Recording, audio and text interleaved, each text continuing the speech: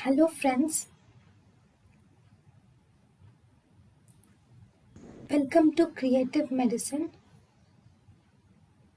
In this lecture, we will learn about Now,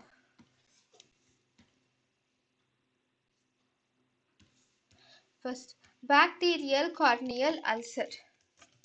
In the bacterial corneal ulcer is most commonly seen in India. The most common cause of bacterial corneal ulcer in India is Staphylococcus epidermidis. Bacterial corneal ulcer can also be called as pseudomonas. Actually, pseudomonas is the most common cause of keratitis in contact lens users. Most common cause of keratitis in contact lens users is a bacterial corneal ulcer, which is pseudomonas. So, then we have the in bacterial corneal ulcer,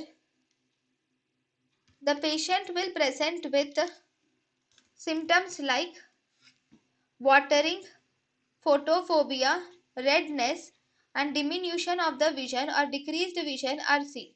The patient will present with photophobia, redness, discharge, and diminution of the vision is also seen in the patient.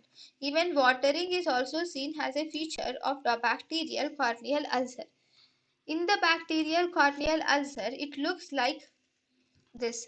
Here the patient will have an ulcer with sloughy like material is seen in the bacterial corneal ulcer.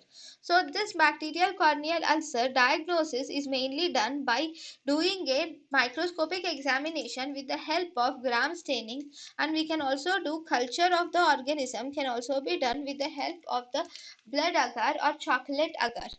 Then if you see the treatment of this disease, for the treatment we can use fortified topical antibiotics are used, like tobramycin and cefazolin can be used in the bacterial corneal ulcer.